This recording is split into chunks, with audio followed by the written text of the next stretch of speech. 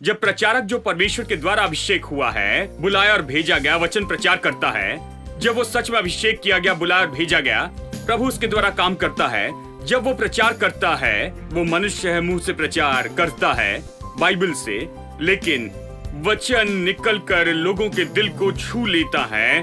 स्वयं परमेश्वर लोगों के दिल के दरवाजे को खटखटाता है, स्वयं परमेश्वर लोगों के दिल से बातें करता है। उसी को अभिषेक कहते हैं। God of glory, God of wonder, God of beauty, you reign through all eternity. Before the mountains or the earth had been found, you were our everlasting Lord.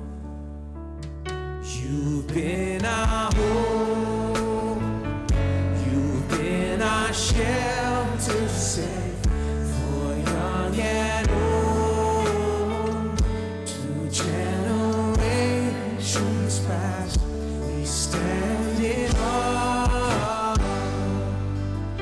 of a God so great. We stand in thanks for your faithfulness. Oh Lord, you've been our dwelling. God of glory, God of glory, God of wonder, God of beauty, you reign through all eternity. Before the mountains or the earth had been formed, you were our everlasting Lord. You've been our hope, you've been our shelter safe, for young and old, through generations past, we stand in awe of a God so great. We stand in thanks for your faithfulness. Oh Lord, you've been our dwelling.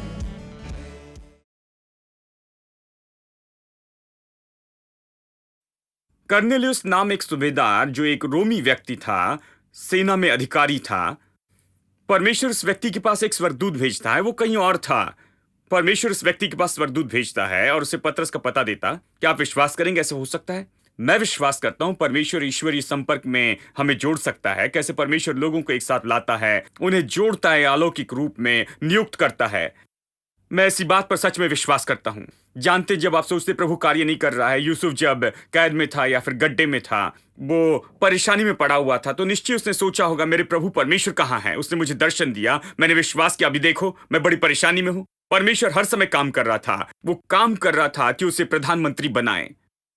पर्दे के पीछे काम चल रहा था कि वो उसे ऊंचाई पर लेकर जाए, देश में सबसे मुख्य व्यक्ति बनाए। जब आप देखते कि परमेश्वर जीवन में नहीं है, जब आप उसके हाथ को नहीं देख सकते हैं, जब आप परमेश्वर की उपस्थिति को नहीं देख सकते हैं, तभी आपको निश्चित होना चाहिए कि परमेश्वर अधिक सक्रिय रूप में काम कर रहा है आपकी ओर से और आपके लिए। यदि परमेश्वर आपकी ओर है तो आपका विरोधी कौन हो सकता है? देखिए, ये वो बातें हैं जिसे बार बार बाइबल में दोहराया गया है। बाइबल चमत्कारों की किताब है। यदि आप चमत्कारों में विश्वास नहीं करते तो फिर आप क्या कर रहे हैं? हेलो, मैं चमत्कार में विश्वास करता हूं कि ऐसे होगा। लिस्टर समराल के बारे में मैंने सुना, उनकी किताब पढ़ा था। अगर वो आज होते तो लगभग 100 साल के होते। जानते हैं, मैंने उनकी बहुत सी शिक्षाएं सुनी, किताबें पढ़ी, कैसेट सुनी, और इस व्यक्ति से मैंने बहुत कुछ सीखा है। जब वो 20 साल के थे, मैं सोचता हूँ वो जवान थे और हाल ही में सेवकाई में प्रवेश किए थे। प्रभु ने कहा इस अमेरिकी से जो स्टेट्स में रहते थे, वो संसार में कहीं पर भी नहीं गए थे, और ये एक जवान व्यक्ति थे। और उस समय परमेश्वर ने कहा तुम अपनी बैग बांधो और ऑस्ट्रेलिया जाओ, वहां एक व्यक्ति तुम्हारा इंतजार कर रहे हैं। मैंने उन्हें बताया कि तुम आ रहे हो, और वो ऑस्ट्रेलिया में किसी को नहीं जानते थे। वो जहाज पर चढ़े और ऑस्ट्रेलिया को चल पड़े और वहां पर उतरे, और वो अकेले ही थे। और देखो, उस बंदरगाह पर, वहां पर जहां उतरे, वहां परमेश्वर का एक जन उनका इंतजार कर रहे थे। बिना किसी जानकारी के हम लोगों को हमें लेने के लिए बुलाते हैं। इस व्यक्ति को कोई नहीं जानता था। वहां एक व्यक्ति इनका इंतजार कर रहा था। उनका नाम था हॉवर्ड कॉटर। हॉवर्ड कॉटर एक ब्रिटिश व्यक्ति थे जो संपूर्ण संसार में यात्रा करके प्रचार करते थे। बहुत महान प्रचारक थे। उनके पास बाइबल कॉलेज था। परमेश्वर ने कहा, इस जवान को अपने अधीनता में रखो, सेवकाई के लिए तैयार करो और पूरे संसार में ले जाओ। तो वहां इंतजार कर रहे थे लेस्टर समरॉल का। लेस्टर समरॉल वहां पर गए, मतलब जहां से नीचे उतरे और वो वहां पर थे और उस व्यक्ति से वो मिले और इन दोनों ने मिलकर बहुत सी यात्राएं की और वो उससे बहुत कुछ सीखे और बाद में एक महान प्रचारक बन गए और इस पूरे संसार में मसीह कार्य की सेवा में उन्होंने बड़ा योगदान दिया। लेस्टर समरॉल अभी प्रभु के पास है। इसलिए ये एक वास्तविक कहानी है। मेरा मतलब ये वास्तविक बात है, वास्तव में हुई है। ये आपके साथ में हो सकती है, मेरे साथ में हो सकती है। परमेश्वर ऐसी बातों को होने देता है। ये विश्वास करे मेरे दोस्तों। हर कोई कहे परमेश्वर बातें होने देता है। मैं ये विश्वास करता हूं प्रभु ऐसी बातें होने देता है। परमेश्वर के विषय यही सबसे अद्भुत है। मैं बहुत ही आशीषित हूं केवल इस बारे में सोचकर। और परमेश्वर ऐसी बातों को होने देता है। अभी कर्नेलियुस को पतरस का पता मिलता है एक स्वर्गदूत के द्वारा। स्वर्गदूत उसे पता बताता है। कर्नेलियुस 3 लोगों को भेजता है ताकि वो जाकर पतरस को लेकर आए, क्योंकि परमेश्वर स्वर्गदूत के द्वारा कहता है कि उस व्यक्ति को लेकर आओ, वो तुम्हें प्रचार करेगा, उस व्यक्ति की बातें तुम सुनना।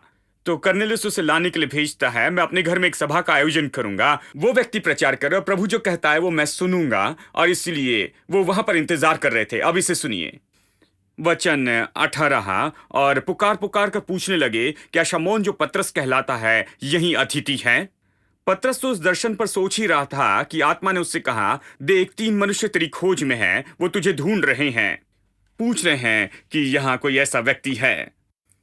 परमेश्वर का आत्मा पतरस को बताता है जो घर की छत पर है, भूखा है, दर्शन देखा, नीचे 3 व्यक्ति इंतजार कर रहे हैं। अतः उठकर नीचे जा और निसंकोच उनके साथ हो ले, संदेह न कर। सब लोग कहे संदेह न कर, क्योंकि मैं ही ने उन्हें भेजा है। अब देखिए यहां पर कुछ अलग बात है। प्रभु कहता संकोच न कर, मतलब कुछ संदेह न कर, क्योंकि इस मनुष्य के पीछे सैकड़ों साल की परंपरा थी कि वो इस पर संदेह करे।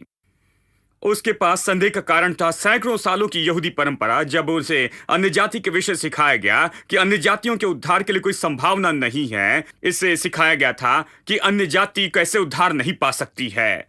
इसलिए यदि प्रभु अन्य जाति के पास उसे भेज रहा है तो कोई विश्वास नहीं करेगा कि कैसे अन्य जाति उद्धार पा सकती है। इसलिए जब परमेश्वर ने कहा जाओ, निसंकोच हो जाना, वह ऐसे व्यक्ति के साथ व्यवहार कर रहा था जिसके दिल में बहुत मजबूती से संदेह था। ऐसा व्यक्ति जो संदेह के कारण आगे नहीं बढ़ सकता था। ऐसा व्यक्ति जो आगे नहीं चल सकता था क्योंकि वो विश्वास करता था कि बस यही है, कि उसके पास सैकड़ों साल की परंपरा थी और उसके अविश्वास और संदेह के लिए उसके पास शिक्षा थी। इसलिए परमेश्वर ने कहा बिना संदेह के तुम जाओ, और बाकी सारा इतिहास है दोस्तों। कुछ तो हुआ जब परमेश्वर ने उससे कहा बिना संदेह के तुम जाओ। परमेश्वर ने सीधे रूप से उससे कहा, परमेश्वर की आत्मा ने उससे कहा बिना कुछ संदेह के हुए तुम जाओ। पतरस उठा और चला गया और वह प्रचार करता है। वह सभ्यता से प्रचार करता है। अगर आप इस अध्याय को आगे पढ़ेंगे तो जानेंगे। जब अन्य जाति के घर पहुंचता है, वो बिल्कुल अपने दिल से नहीं कह रहा था, वो बस पक्षपात करके दिखा रहा था। जैसे वो वहां गया, उसने कहा मैं यहूदियों के सिवा कहीं नहीं जाता, परंतु यहां पर आया हूं क्योंकि परमेश्वर ने मुझे भेजा, और कुछ भी वो मैं बताता हूं जो मुझे बताना चाहिए। फिर उसने सुसमाचार बताया। अब परमेश्वर इन सब बातों को देख रहा था और उसने जान लिया कि ये मनुष्य एक भी मौका नहीं देगा इन लोगों को कि वो यीशु को स्वीकार करे। अपना संदेश ऐसे समाप्त नहीं करेगा कि आइए वेदी का पुकारा देते हैं और आइए कौन कौन यीशु को उद्धारकर्ता ग्रहण करना चाहता है। परमेश्वर ने अपना सुसमाचार दिया है और अगर आप उसे स्वीकार करना चाहते हैं, ऐसे उसने नहीं कहा क्योंकि वो सोचता था उद्धार अन्य जातियों के लिए असंभव है। इसलिए जब वो प्रचार कर रहा था, परमेश्वर ने पवित्र आत्मा को उंडेला, उसे रोक दिया। सामान्य रूप में परमेश्वर हर समय शिष्टाचार और नियम से काम करता है। प्रभु ऐसे ही है। बहुत से लोग इस वचन को बाद में लेते हैं, जानते हैं, बार बार सभाओं में रुकावट डालते और प्रचार के दौरान रुकावट डालते हैं, कहते हैं देखो प्रेरित अध्याय 10 में ऐसे ही हुआ था। नहीं, ये कारण इसीलिए हुआ था क्योंकि इस मनुष्य ने उद्धार पाने का मौका नहीं दिया। परमेश्वर ने उनके दिल के विश्वास को देखा, सुसमाचार पर विश्वास करते देखा और पवित्र आत्मा को उंडेल दिया, और यहां पर जो लोग थे वो सब अन्य भाषा में बोलने लगे और ये सब कुछ हुआ बिना पतरस की अनुमति के। अगले अध्याय में देखते हैं कि पतरस से पूछताछ की गई। दूसरे प्रेरितों ने पूछा अन्य जाति के घर में जाने के लिए कैसे अन्य जाति के घर में जा सकते हो, अधिकारी के सामने उत्तर दो। वो दूसरे प्रेरितों के सामने खड़ा हुआ और उसने उत्तर दिया। उसने कहा, परमेश्वर ने मुझे जाने के लिए कहा, पवित्र आत्मा ने मुझे जाने के लिए कहा। और मैं गया और मैंने देखा प्रभु ने उन्हें पवित्र आत्मा दिया, बिल्कुल जैसे उसने हमें पवित्र आत्मा दिया है। जैसे पवित्र आत्मा से हम भर गए, वे भी पवित्र आत्मा से भर गए, उसने कहा। और बाकी तो पूरी कहानी है। अन्य जाति के लिए मार्ग खुल गया। सुसमाचार अन्य जाति के घर में प्रवेश किया। अन्य जाति के लोगों ने यीशु के लिए अपना दिल खोला। अब वो यीशु के द्वारा पवित्र आत्मा से परिपूर्ण हो गए थे और वे अन्य जाति के संसार को यीशु के बारे में बताने लगे। और फिर परमेश्वर ने दूसरे मनुष्य पौलुस को उठाया, क्योंकि इन सब बातों के बाद भी ये प्रेरित अन्य जाति में जाने के लिए तैयार नहीं थे। वो ये कहने के लिए तैयार थे कि परमेश्वर ने पौलुस को अन्य जाति के लिए चुना, हम तो बस यहूदियों के बीच में रहेंगे। इसलिए परमेश्वर ने एक मनुष्य को चुना और अन्य जाति के बीच भेजा। इसी तरह पूरा सुसमाचार सारे संसार में फैल गया। अब मुद्दा ये है, इस मनुष्य में सैकड़ों साल की पुरानी परंपरा वहां पर काम कर रही थी। कैसे उसने उस संदेश से पीछा छुड़ाया और कैसे वो आगे बढ़ा। अगर उसमें संदेह होता तो फिर वो कभी नहीं जा सकता था। यदि वो संदेह में रहता तो वो निरंतर उसी में रहता, तो फिर वो कर्नेलियुस के घर में नहीं गया होता और इस तरह प्रचार नहीं किया होता। कैसे उसने संदेश से पीछा छुड़ाया और वो कैसे आगे गया। और इसलिए हमें समझना जरूरी है कि विश्वास कैसे आता है। विश्वास कैसे आता है, किस बात ने उसे उठाया कि वो सैकड़ों साल की परंपरा को छोड़कर वो करे जो प्रभु ने कहा था। विश्वास क्या है? विश्वास परमेश्वर के वचन पर भरोसा करना है। विश्वास यही है। हालांकि सैकड़ों साल की उसकी परंपरा कहती थी ऐसे और वैसे, आप परमेश्वर के वचन पर विश्वास करते हैं क्योंकि प्रभु ने आपसे बातें की है। जब आप सहमत हो जाते हैं कि ये परमेश्वर ने आपके दिल से बातें की है, तब सैकड़ों साल की परंपरा कोई मायने नहीं रखती है। कोई मायने नहीं रखती कि हजारों लोग क्या कहते हैं या सोचते हैं। ये कोई मायने नहीं रखता कि वो क्या करेंगे। ये कोई मायने नहीं रखता कि वो आपकी हंसी उड़ाते हैं या आपके साथ क्या करते हैं। आपके लिए कुछ मायने नहीं रखता है। वहां पर व्यक्ति के जीवन का एक क्षण आता है जब विश्वास दिल में आता है, क्योंकि परमेश्वर दिल से बातें करता है और दिल में शाश्वती देता है कि ये सत्य है। उस जगह पर वो व्यक्ति दूसरी बातों से अलग हो जाता है और परमेश्वर के वचन को ही वो पकड़े रहता है, चाहे हजारों बातें उसके विरुद्ध में ही क्यों न खड़ी हो। विश्वास तो बस यही है। संसार की हर एक शिक्षा शायद हिम्मत हार जाए, परंतु जब विश्वास दिल में आता है, जब परमेश्वर ने कहा उसके वचनों को आप अपने दिल में लेते हैं और कहते हैं कि उसके कोड़े खाने से आप चंगे हो चुके हैं। ये बाइबल में है, आप इसे जानते हैं, आपने इसे पढ़ा है, आपने इसका अध्ययन किया और ये सब। परंतु अब ये बिल्कुल अलग है। परमेश्वर आपसे बातें करता है, जैसे पत्रस कहता है परमेश्वर ने मुझे भेजा। जैसे एक व्यक्ति खड़ा होकर कहता है हाँ ये बाइबल में है, परंतु कल परमेश्वर ने मुझसे बातें की, मेरे साथ में कुछ तो भी हुआ और मैं इस निश्चित सत्य को समझ गया हूं जैसे पहले कभी नहीं समझा था। मैं जानता हूं कि उसके कोड़े खाने से मैं चंगा हूं। हालांकि डॉक्टर कह रहे हैं जो उन्हें कहना चाहिए, स्वाभाविक बातों के कारण ये जान पड़ता है। मैं विश्वास करता हूं कि जो परमेश्वर कहता है, परमेश्वर कहता है मैं चंगा हूं। शायद हर माहिर कहे कि आप खत्म हुए, व्यापार खत्म हुआ, आप कभी ऊपर नहीं आ सकेंगे, आप नहीं कर पाएंगे। केवल पुनरुत्थान की जरूरत है इसे करने के लिए और ये सब कुछ। परंतु आपका विश्वास कहता है यदि मुझे पुनरुत्थान चाहिए तो ऐसा ही हो। परमेश्वर वो है जो मुर्दों को जिलाता है और मैं इस पर विश्वास करता हूं। और परमेश्वर मेरे व्यापार में पुनरुत्थान लाएगा, मेरे हाथों के कामों में जो बातें मरी हुई है उसे फिर से जिलाएगा और मैं जीऊंगा और मैं बच जाऊंगा और मैं बढ़ूंगा और मैं जीत जाऊंगा। इस प्रकार विश्वास कहता है। ठीक है, क्यों? भिन्नता क्या है? परमेश्वर ने बातें की है। देखिए कल और आज में क्या फर्क है। कल आप जानते थे ये बाइबल में है, परंतु ये सीधे रूप में आपके दिल में नहीं आया था परमेश्वर की ओर से। इसलिए बाइबल कहती है विश्वास सुनने से आता है और सुनना मसीह के वचन से होता है। मुझे इसे बताने दीजिए, पीछे जाइए। रोमियो अध्याय 10 और वचन 13 से पढ़ते हैं। क्योंकि जो कोई प्रभु का नाम लेगा वह उद्धार पाएगा। अब यहां पर पूरी बातचीत इसी पर है, केवल उद्धार के बारे में है अध्याय 10 में कि कैसे उद्धार पाए। अब इसलिए वचन 9 में कहता है यदि तो अपने मुंह से यीशु को प्रभु जानकर अंगीकार करे और अपने मन से विश्वास करे कि परमेश्वर ने उसे मरे हुए में से जिलाया तो निश्चय उद्धार पाएगा। क्योंकि धार्मिकता के लिए मन से विश्वास किया जाता और उद्धार के लिए मुंह से अंगीकार किया जाता है। पवित्र शास्त्र ये कहता है जो कोई उस पर विश्वास करेगा वो लज्जित ना होगा। उद्धार के बारे में कहता है यहूदियों और यूनानियों में कुछ भेद नहीं। कोई बात नहीं यहूदी हो या यूनानी हो, कोई बात नहीं अमीर हो या गरीब हो, पढ़े लिखे या अशिक्षित हो, कौन सा वर्ग, कौन सा नगर, कौन से स्थान से हो, नहीं, कोई बात नहीं।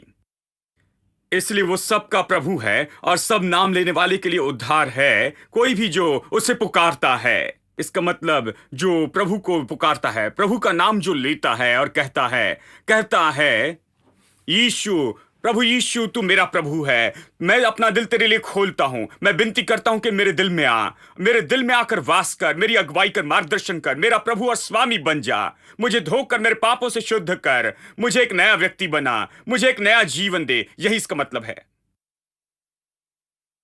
और प्रभु उन सभी तक पहुंचता है जो उसके नाम को पुकारते हैं। जो भी उसे पुकारता है, कोई फर्क नहीं पड़ता। अब इसे सुनिए,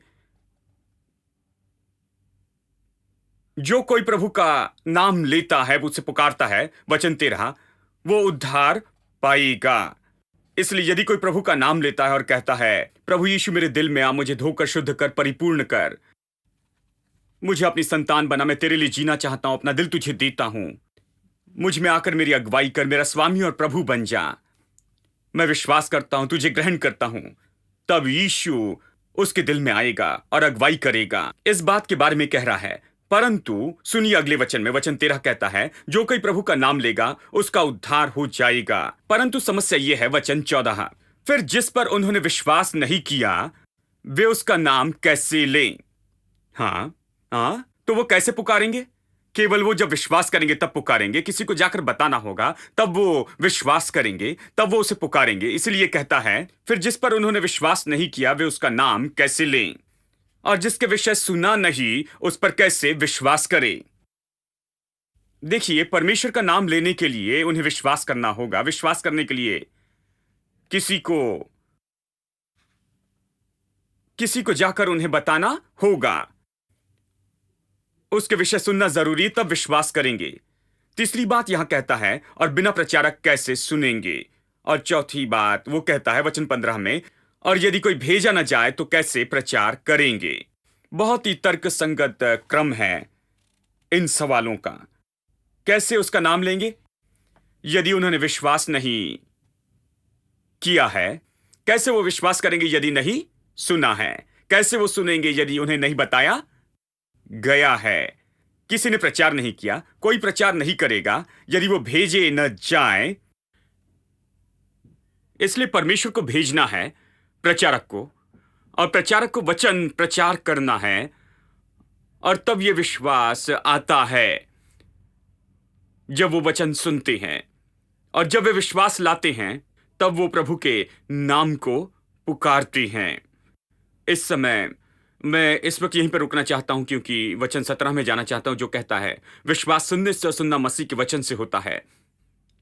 अब यहां ये महत्वपूर्ण बात कहता है, ये बताता है कि कैसे विश्वास आता है, क्योंकि यहां पर ये जैसे कहता है वचन 15, और यदि भेजे न जाए तो कैसे प्रचार करे। जैसे लिखा है उनके पाँव क्या ही सुहावने हैं जो अच्छी बातों का सुसमाचार सुनाते हैं, परंतु सबने उस सुसमाचार पर कान न लगाया। यशायाह कहता है हे प्रभु, किसने हमारे समाचार पर विश्वास किया? अतः विश्वास सुनने से और सुनना मसीह के वचन से होता है। तो वो कहता है उन्हें क्या पुकारना चाहिए? यदि वो पुकारते हैं तो उद्धार पाएंगे। वो कैसे पुकारेंगे यदि विश्वास नहीं किया? कैसे विश्वास करेंगे यदि नहीं सुना? कैसे सुनेंगे यदि प्रचार नहीं किया गया? और कैसे प्रचार करेंगे यदि वो भेजे नहीं गए? क्योंकि विश्वास इसी तरह से काम करता है। यदि एक व्यक्ति को उद्धार पाना है तो उसके पास भेजा गया प्रचारक होना चाहिए कि परमेश्वर के वचन को प्रचार करने लगे, जो उसे यीशु के बारे में बताए, और फिर सुनने के द्वारा वो विश्वास पाएगा, फिर वो प्रभु को पुकारेंगे और इस तरह उद्धार पाएंगे। ये प्रक्रिया है। इन 4 बातों को एक साथ काम करना है, ये एक प्रक्रिया वो कहता है। और फिर थोड़ी देर रुक जाए और कुछ पल के लिए इस बारे में सोचे। प्रचारक की भूमिका लोगों के दिल में विश्वास लाने की बात के विषय में यहां पर बताया गया है। कितना महत्वपूर्ण है प्रचारक। मेरी और चुप रहकर ऐसे मत देखिए, मैं एक प्रचारक हूं। आप क्या अपेक्षा करते हैं कि मैं कहूं? ठीक है, मैं एक प्रचारक हूं। मैं आपको एक बात बताऊं कि मैं बाइबल से प्रचार करता हूं, और मैं आपको सत्य बता दूं कितना महत्वपूर्ण होता है प्रचारक? प्रचारक कितना महत्वपूर्ण है? यह ऐसा नहीं कहता कि विश्वास परमेश्वर के वचन के पढ़ने से आता है। यह भी नहीं कहता कि विश्वास और किसी से आता है। जानते हैं, दूसरी बहुत सी क्रियाएं हैं, जैसे प्रार्थना करना और भी दूसरी बातें। कहता है विश्वास सुनने से आता है। सब लोग कहे विश्वास सुनने से आता है। इस तरह विश्वास आता है। आप चाहते हैं कि विश्वास आए, आपको सुनना होगा। बहुत से लोग कहते हैं प्रार्थना कीजिए कि मेरा विश्वास बढ़े। मैं कहता हूं सुनिए, क्योंकि बाइबल में ऐसी कोई बात नहीं। अधिक विश्वास मिलने के लिए मैं आपके लिए प्रार्थना नहीं कर सकता, आपको सुनना होगा। विश्वास सुनने से आता है। मैं उपवास करूंगा ब्रदर, नहीं, आप किसी और बात के लिए उपवास कीजिए, परंतु विश्वास सुनने से आता है। यदि पूरा दिन उपवास करे और परमेश्वर से नहीं सुने, विश्वास नहीं आएगा। बाइबल जो कहती है वही करे। विश्वास सुनने से आता है।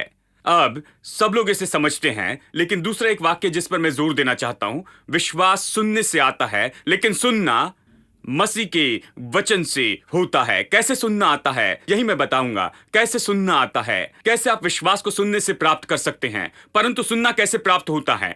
सुनना आता है उस व्यक्ति से जो चुना गया है, भेजा गया और प्रचार करने के लिए अभिषेक पाया है। देखिए, यही प्रचारक का मूल्य है, मसीह प्रचार का।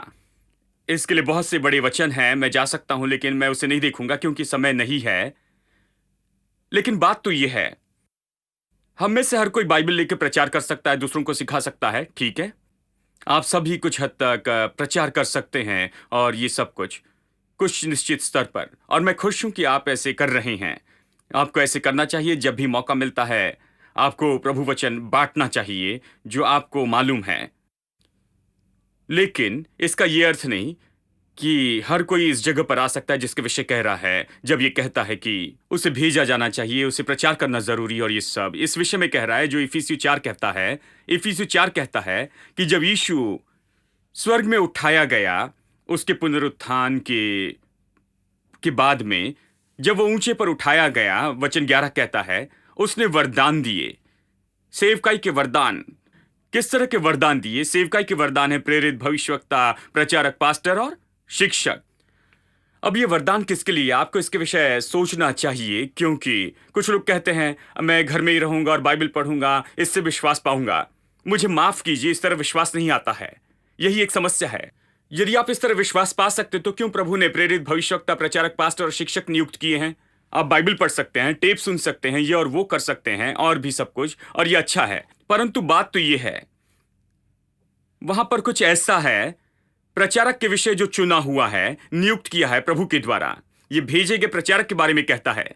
वो कैसे जाएगा और प्रचार करेगा जब तक उसे भेजा न जाए?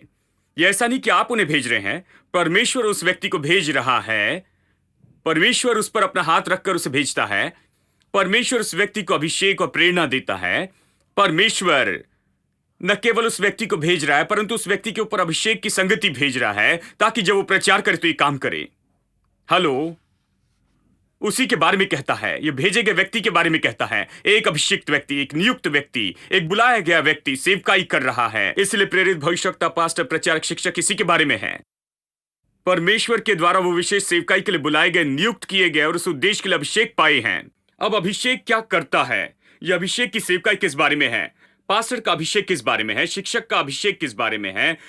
अभिषेक के बारे में कुछ खास है। जब प्रचारक जो परमेश्वर के द्वारा अभिषेक हुआ है, बुलाया और भेजा गया, वचन प्रचार करता है, जब वो सच में अभिषेक किया गया, बुलाया और भेजा गया, प्रभु उसके द्वारा काम करता है। जब वो प्रचार करता है, वो मनुष्य है, मुंह से प्रचार करता है बाइबल से, लेकिन वचन निकलकर लोगों के दिल को छू लेता है। स्वयं परमेश्वर लोगों के दिल के दरवाजे को खटखटाता है। स्वयं परमेश्वर लोगों के दिल से बातें करता है। उसी को अभिषेक कहते हैं।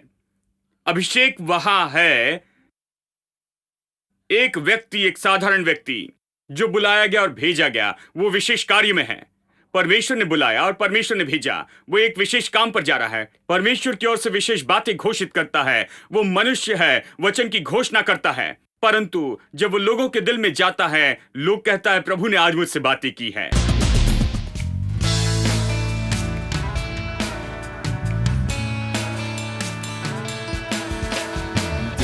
Rock, there is no God like our God. No other name worthy of all our praise. rock of salvation that cannot be moved. He's proven himself to be faithful and true. There is no rock, there is no God like God.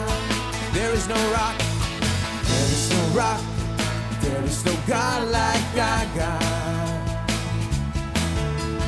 No other name worthy of all our praise. The rock of salvation cannot be moved. He's proven himself to be faithful and true. There is no rock, there is no God like ours. Rock of ages, rock of ages. Jesus is our rock, rock of ages. Jesus is our rock, rock of ages. Jesus is our rock. There is no rock, there is no God like God.